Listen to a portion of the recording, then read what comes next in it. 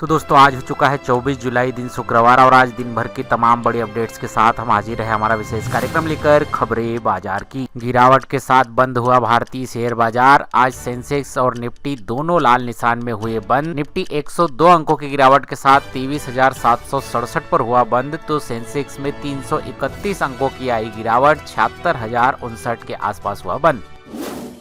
आज के top gainers में United spirit, LTM, HCL technology, bank of Baroda, Wipro, Cipla और यूनियन बैंक जैसे स्टॉक हुए शामिल। वहीं siemens energy, Bajaj finance, Zomato, Mahindra and Mahindra, Torrent pharma, ABB India, Shriram finance और सीजी पावर जैसी कंपनियों ने बनाया बाजार पर दबाव। आने वाले सप्ताह में कुछ बड़े आईपीओ पर रहेगी नजर। इंडो एमआईएम का आईपीओ 27 जुलाई को होगा क्लोज। लगभग 3 गुना तक भर चुका है आईपीओ। वहीं लोहिया कार्प का आईपीओ भी 27 जुलाई को होगा क्लोज, लगभग आधा हुआ है सब्सक्रिप्शन। वहीं ट्रेनेट टेक्नोलॉजी का आईपीओ भी 27 जुलाई को होगा क्लोज, लगभग 2 गुना भर चुका है आईपीओ। वहीं क्यूब हाईवेट इनपिट का आईपीओ आज लगभग 7 गुना भरकर हुआ बंद। आज अतुल ऑटो के finance, doctor Lal pathology lab, bank of Baroda, Jindal steel, Laurus lab, SBI life insurance, Shriram finance, V Mart, Tata consumer, new India insurance, NTPC, TP petroleum, SBI card, bank of India, steel authority, Ratan India power जैसी कंपनियों के आए quarterly result.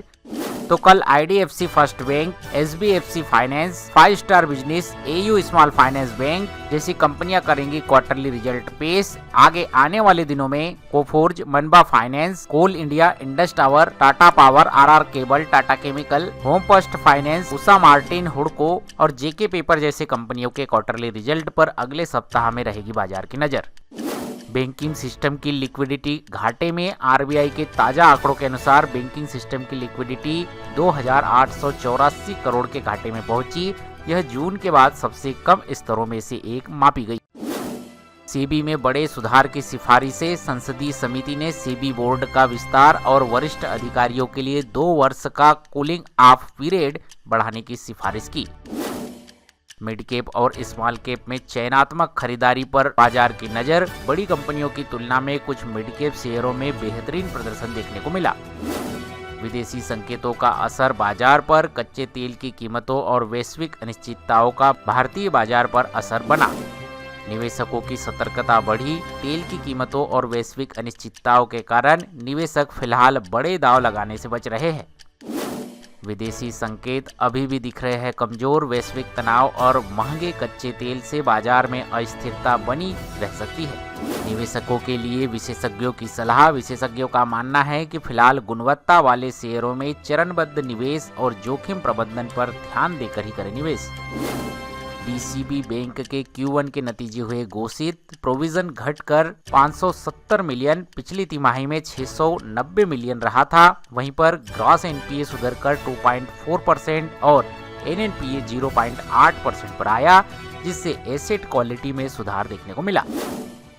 SBI life insurance ने भी Q1 के किए quarterly result पेश। Q1 में प्रॉफिट 22% बढ़कर 725 करोड़ पहुंचा। पिछले साल इसी तिमाही में 594 करोड़ का रहा था प्रॉफिट। एयू स्मॉल फाइनेंस के क्वार्टरली रिजल्ट पर अगले सप्ताह में बाजार खुलते से रहेगी नजर।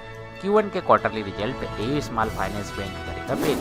पीवीआर इंडेक्स को लेकर थिएटर अपग्रेडेशन और विस्तार को लेकर फाइनेंशियल ईयर 2027 में 3.5 बिलियन यानी कि 350 करोड़ का केपेक्स निवेश करने की योजना को लेकर शेयर में लगभग 5.5% की दिखी तेजी।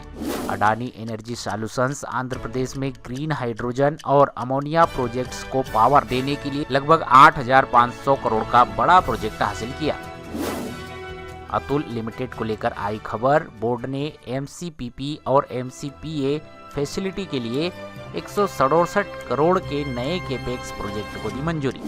ल्यूरेस लैब के Q1 के क्वार्टरली रिजल्ट आए। प्रॉफिट बढ़कर 360.6 करोड़ हुआ। पिछली समान अवधि में 163 करोड़ था। शेयर में भी लगभग 2% के आसपास की दिखी बढ़त। श्रीराम फाइनेंस की भी Q1 के रिजल्ट आए। प्रॉफिट में 60% की बढ़त देखने को मिली। मजबूत नतीजों के सामने आने के बाद निवेशकों का रुझान श्रीराम फाइनेंस पर बढ़ा। हिंदुस्तान जिंक के Q1 के रिजल्ट उम्मीद से रहे बेहतर। नेट प्रॉफिट में लगभग 2.4 गुना बढ़कर रेवेन्यू 77% की बढ़त दर्ज की। कल्पतरू प्रोजेक्ट को लेकर आई खबर। जीएसटी अथॉरिटी ने 2.97 करोड़ टैक्स और 0.16 करोड़ ब्याज और 1.61 करोड़ पेनल्टी की मांग का नोटिस भेजा। हिंदुस्तान फूड्स को लेकर आई खबर।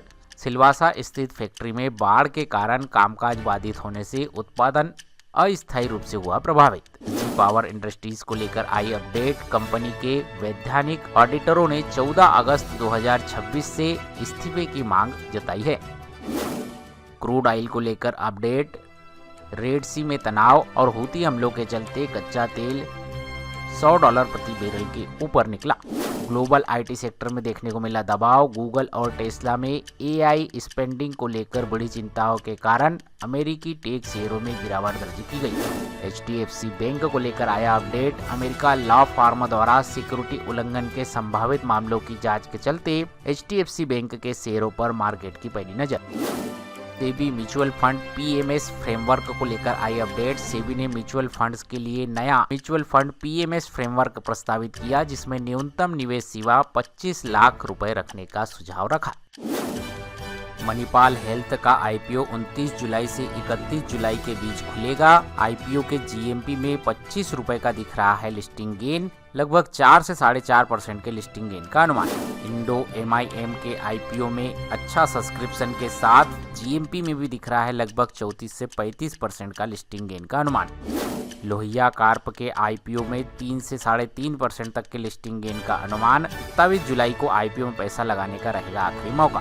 ट्रेनेट टेक्नोलॉजी के आईपीओ के जीएमपी में भी आधार लगभग 6.5% का मिल सकता है लिस्टिंग गेन। 27 जुलाई को इस आईपीओ में भी पैसा लगाने का रहेगा आखिरी मौका। 30 जुलाई से 3 अगस्त के बीच खुलेगा जूनिपर ग्रीन एनर्जी का आईपीओ। प्राइस और जीएमपी अपडेट्स आने अभी बाकी। तो ये थे आज के शेयर मार्केट आईपीओ मार्केट्स की कुछ प्रमुख अपडेट्स। उम्मीद करता हूँ ये वीडियो जानकारी अपडेट्स आपको पसंद आई होगी। ये वीडियो जानकारी अपडेट आपको अच्छी लगी हो। वीडियो को लाइक शेयर, चैनल को सब्सक्राइब कीजिए। मिलते हैं आपसे अगले वीडियो में, तब तक के लिए जय हिंद, वंदे मातरम।